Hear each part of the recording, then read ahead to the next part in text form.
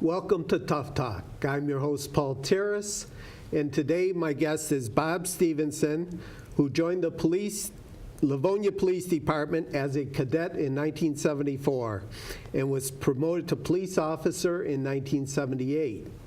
He rose through the ranks to become chief of police in 2004. Bob retired from the Livonia Police Department in 2011 and is currently the executive director for the Michigan Association of Chiefs of Police. Welcome, Bob. Morning. Thank you for having me, Paul. So there's a bill that's of concern to you, which was introduced by Senate Majority Leader Arlen Meekoff, Senate Bill 594, which would authorize private entities called special police agencies to contract with a company or local government to provide law enforcement services for a specified period of time and place. Did I summarize the bill correctly, or would you like to add to that bill, my description? No, I think you accurately described the bill, Paul. Again, it allows basically private police that would have all the powers and authorities that your current public police do. Okay. What are the dangers of this bill? Well, the dangers are many, and I'm glad you give me the opportunity to discuss some of them as we see it from the association. The biggest concern, or one of the large concerns, there's many concerns that are here, is who can actually contract to have these private police entities. And basically, it's everything from colleges to hospitals to corporations to governmental agencies, libraries. Basically, it's wide open. So it would allow anybody, if they meet some certain requirements, to have their own private police force that has all the powers and authorities that regular police officers do, minus a lot of the checks and balances, if you will, that you've got from your local police department, and also the requirements. Okay. Who do you think was behind this bill? Why was it written? Well, the bill was introduced back in September, and there was a hearing that took place on the bill. It was introduced by the Senate Majority Leader, Arlen Meekoff.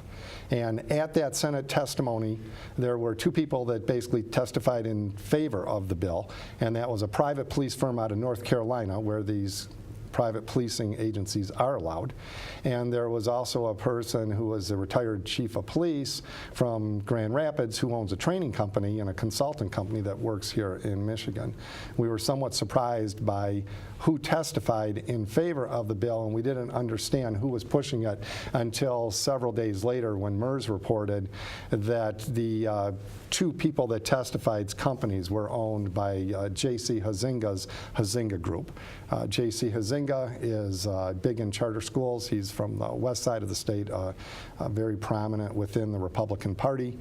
Public records show that he's donated almost $250,000 from his own pocket to Republican candidates, and how much money that his company has donated to the Republican National Committee or the Republican Party is unknown, because that's what's considered dark money, and money that comes from corporations to those we don't know.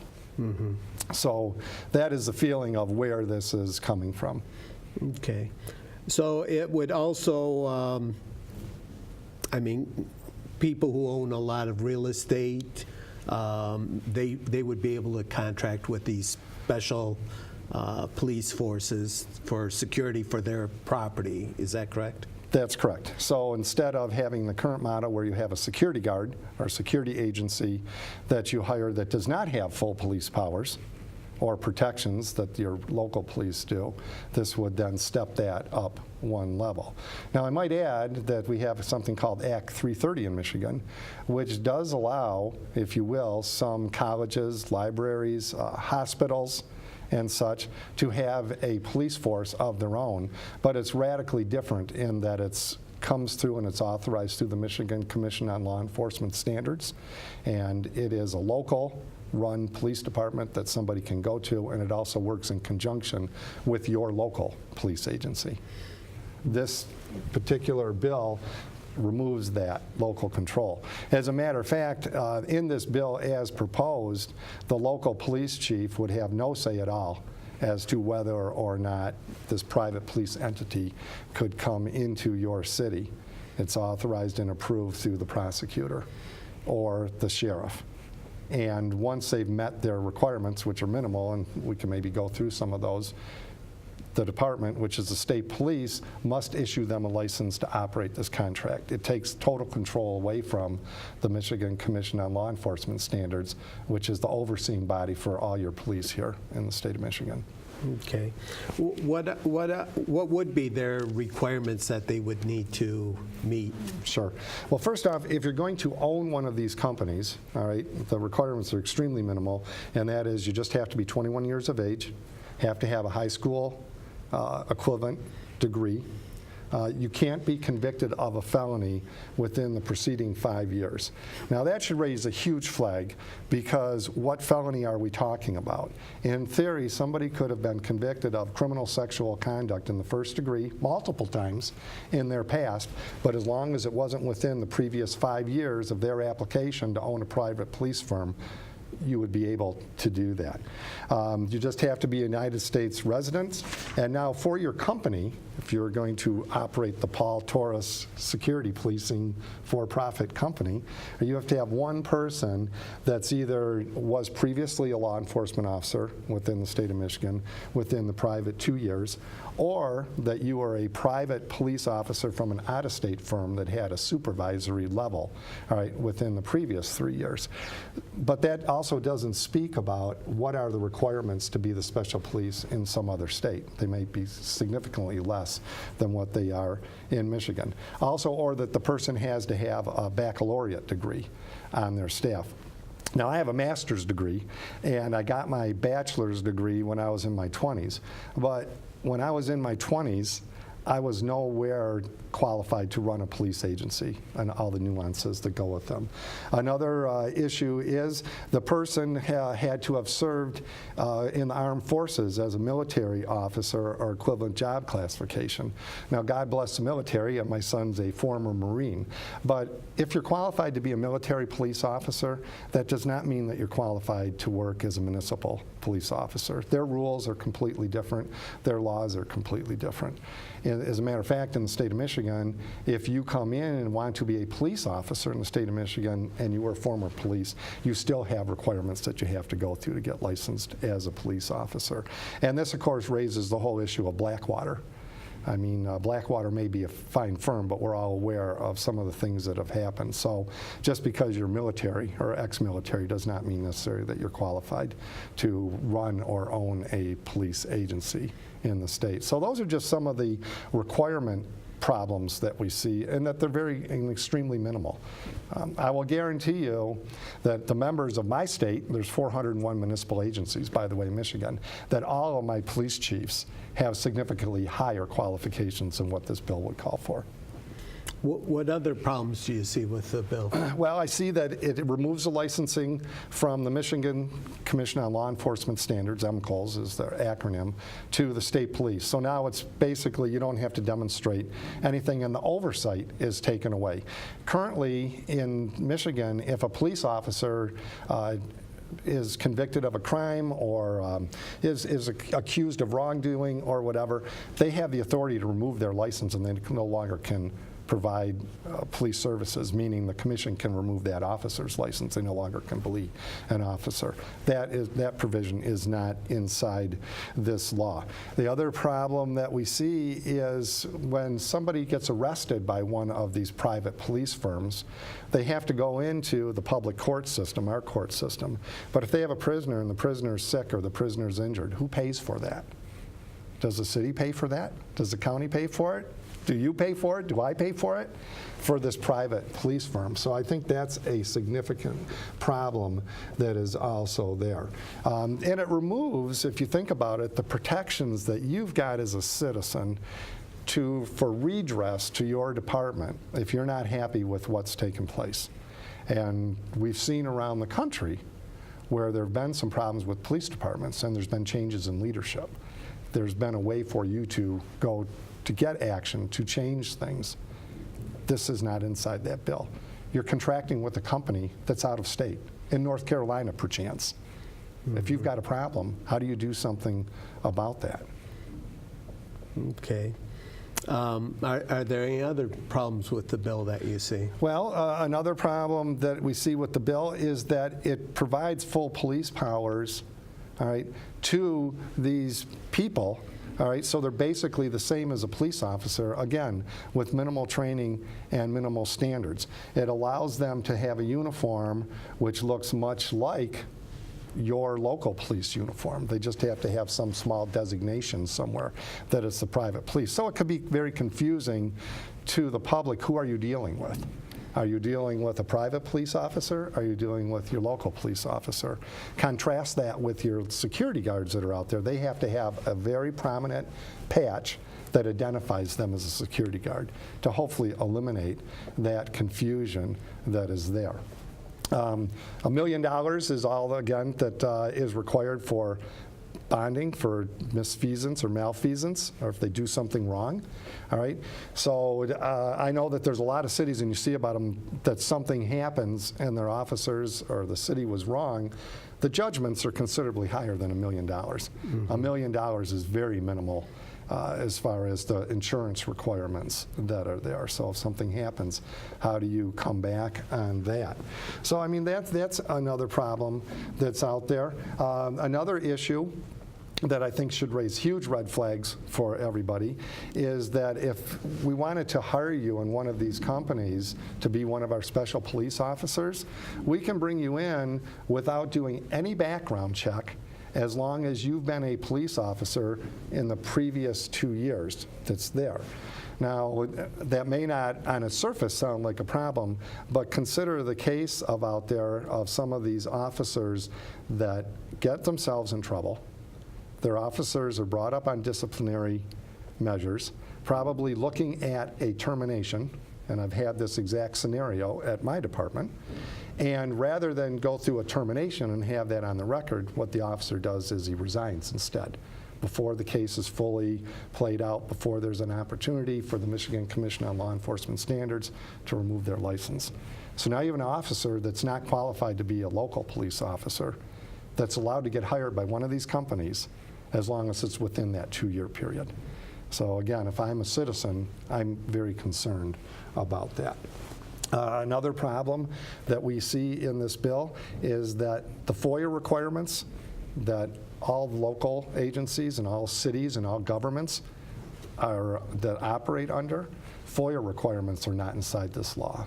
So this local police agency, not local police agency, pardon me, this private police agency, this for-profit company, if you will, gets the benefits of shielding from FOIA requests that your local police departments currently operate under. And again, FOIA is, on the whole, a good thing, all right? Transparency is a good thing. Right. Transparency is, a matter of fact, what police departments are trying to work toward with their communities. If you're familiar with the unrest that took place in Ferguson around the country after some encounters between the police and the community, President Obama convened what he called the 21st Century Policing Task Force. And they looked at the state of policing within the United States, and they came out with a lot of recommendations. And a lot of the recommendations had to do with stronger community police ties. Nowhere in this recommendation, which brought together the smartest and the brightest from private industry, from the left and the right, no matter what side you're from the police, from the unions, to study the problem of policing within the United States. Nowhere within that report of the brightest people in the nation does it say that we should go to a model where for-profit companies, private police companies, start to police here in the United States. That's not one of the recommendations that came out of that. Okay. Well, with that, I think we're going to have to wrap it up, but on the whole, it sounds like this Senate bill is just a very bad bill. Hopefully it will not pass. So I want to thank you for your time, and I hope to have you back on in the future to talk about some other issues. Thank you, Bob. Thank you so much, sir.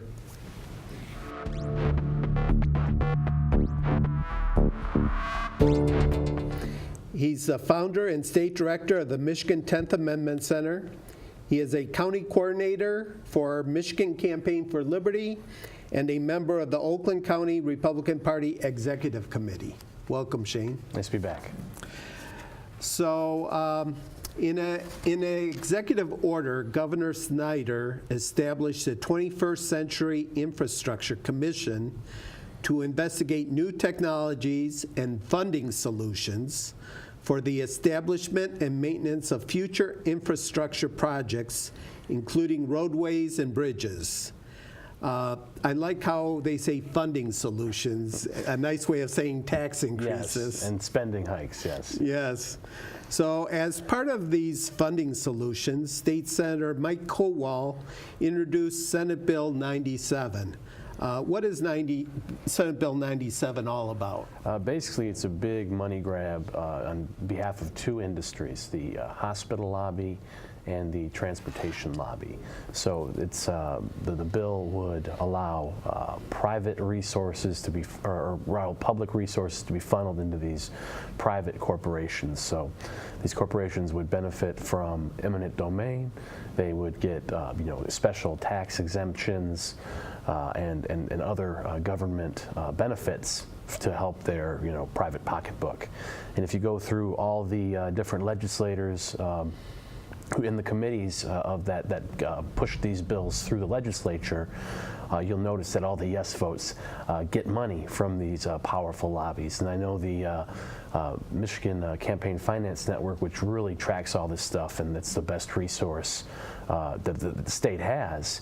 They said that after the, or it might have been Mackinac Center, but anyway, they said that after the Obamacare Medicaid expansion passed a few years back that Snyder shoved down our throats and personally lobbied for to implement Obamacare in the state of Michigan, that the Health and Hospital Association and other lobbies in the big hospital industry became the most powerful in the state. So they have a chokehold on the legislature. And they're moving very quickly to get SB 97 passed, because it's just basically a big money grab that will shove the taxpayer resources into the pockets of these private, well-connected lobbies. Okay. It's already passed the Senate overwhelmingly by a 32-4 vote. Yes. I think it's interesting to note that one of the 4 no votes was State Senator Pat Colbeck, who happens to be running for governor, which, that certainly was a good vote on his part, but clearly outnumbered. I believe 35 states have laws that allow for some form of this public-private partnerships. Shouldn't Michigan have one too? Well, just because the other states are doing it, and that doesn't necessarily mean those states are well managed either. But I do know another egregious thing about the bill is that there's no, there's really no specifications on bidding. So these the contracts can just be awarded to anyone regardless of the lowest bid or any sort of competitive bidding mechanism. So there's nothing stopping the taxpayer resources from being directly funneled into these giant corporations. And the corporations have the money; they can build these things themselves. If it's a profitable venture, they'll do it. They are very monolithic and powerful, and they don't need government help to get these things off the ground. And it's in transportation. going back and looking at the money and the lobbying. It's a lot of Central Transport, which is Matty Maroon's corporation, and his personal giving. He has papered over a lot of the legislature. So I think I went through a House analysis of the people. Or went through the analysis of the Senate and the House, and they pretty much papered over anyone on the committees. Most of the senators who voted yes got money from one or both of these lobbies, the Health and Hospital Association on one hand, and Matty Maroon and Central Transport on another. So they don't just hand out these checks without wanting something in return. So it's getting ugly, and right now, what I'm trying to do is I'm trying to get people to pressure the House Speaker, Tom Leonard, who is a good man from what I can tell, and I know he's done some good things. It's been definitely better than his predecessor, Kevin Cotter, but at this point, this is the kind of make or break time. He wants to be Attorney General. Well, he's got to do the right thing on SB 97. No, there's lots of power grabs and money grabs always going through the legislature, but this is a particularly egregious one. Just it's going to waste untold amounts of money, enriching, giving corporate welfare and enriching these private corporations. So I'm encouraging people to reach out to Representative Tom Leonard, explain to him why it's important that he not support SB 97 and not even schedule it for a vote. So he has the power to not schedule this bill for a vote and kill it right now. So that's what he has to do, because if it goes up for a vote, even if he votes no, that's still a tacit endorsement of it, and it's not good enough for a leadership position in the Republican Party, which is what he's going for Attorney General. Okay. Now, isn't the thinking behind these public-private ventures that the corporations will put up a lot of the money in the beginning to construct, I believe under this law, you could construct a large warehouse. So a private company constructs it, and then this public-private agency levies user fees down the road to collect money to pay for this. So aren't we, in a sense, being able to get something today, but having to pay for it, further down the road? I mean, that's one way it could turn out. More likely, they're just going to clear off primo land that use eminent domain. That's when they essentially force people off their land and give them a buyout with taxpayer money. So that's something that could happen. They could eminent domain, the primo land that would be the best location for the hospital or for whatever transportation project. So that's what's more likely to happen. Because you have the precedent being set of the corporate welfare. I know that Dan Gilbert is recently received, I believe, up to $1 billion worth of special tax breaks and subsidies to help supposedly rebuild Detroit. But then you see what do you really get out of that? You get a few blocks of inhabitable land where people will actually come and feel safe and go to sports games and venues and whatnot. Then you have the rest of the city, which is incredibly dilapidated, depressing area. So all you get from this is they push the idea that this is supposedly economic progress, but really it's just funneling money from the poor to the rich. And these are people who would make similar projects anyway. They would employ people in the same manner anyway, but now they're just getting a windfall of taxpayer money in their pockets. So a lot of economic fallacies go into pushing these types of bills, and it's really just a bad deal for the taxpayer. And that's why we got to kill SB 97. I know, like I said before, there's a lot of these type of bills going through the Senate and going through the House right now where it's, they're robbing us and they're enriching, their corporate benefactors, but this is a particularly egregious one. This is one we can, go door to door on, raise awareness of. And what I was told by people, I've not talked to Representative Leonard yet, but others had talked to him, and they relayed the information back to me that he will not schedule the bill for a vote if there's no support in the House from the House Republicans, or little support from House Republicans. So get on the horn with your legislator, your local legislator, urge them not to support SB 97. It's a horrendous bill. and then also get on the horn with Leonard. We can make a difference that way. It's a small step, but you got to begin somewhere, and this is a very bad one that we can talk to people about, and it'll really get their eyebrows raised and how awful it is. Okay. So with these public-private agencies, would unelected bureaucrats be the ones allowed to set and raise user fees, or should I say taxes? Yeah, there's no prohibition in it in the bill. I'm pretty sure it would be the bureaucracy in Lansing, these unelected, appointed officials who obviously have ties to different corporations and lobbies. It's a revolving door. Most states have some sort of prohibition on when you can go and be a lobbyist and then jump to a government job or vice versa. Not in Michigan. They go directly from the legislature to becoming lobbyists and then might jump to another position.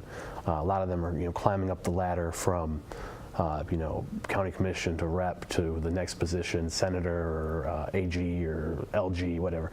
So they're, it's very much, musical chairs. That's how Lansing works. So it's going to be all the power is going to be in the hands of the unaccountable bureaucrats. And with the Health and Hospital Association being so powerful, that those bureaucrats are going to dance to their tune.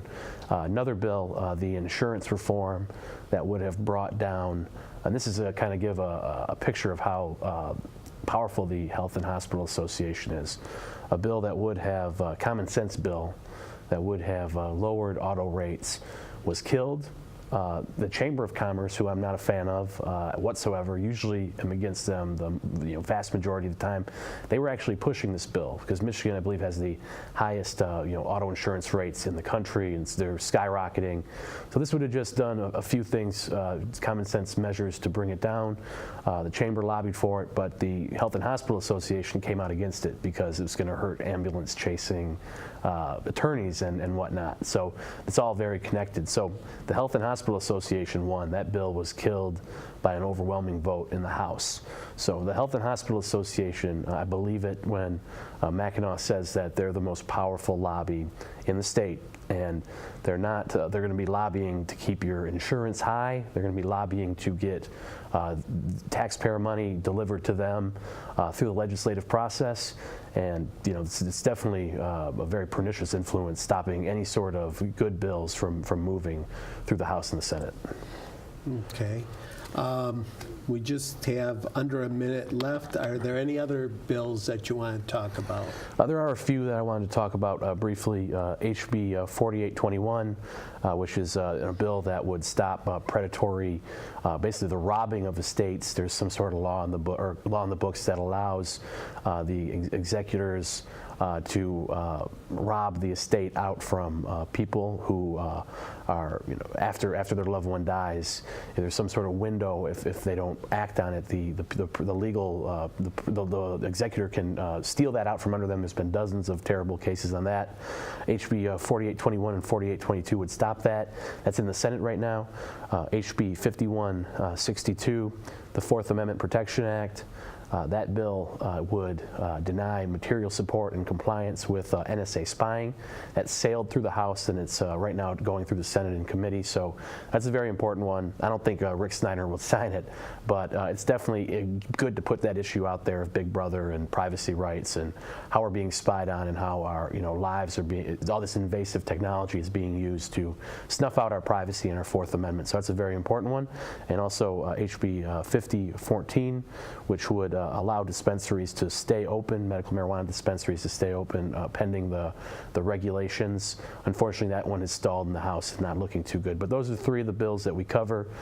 We cover bills on the Michigan Patriot Action Center at it's tinyurl.com/MPAC bills.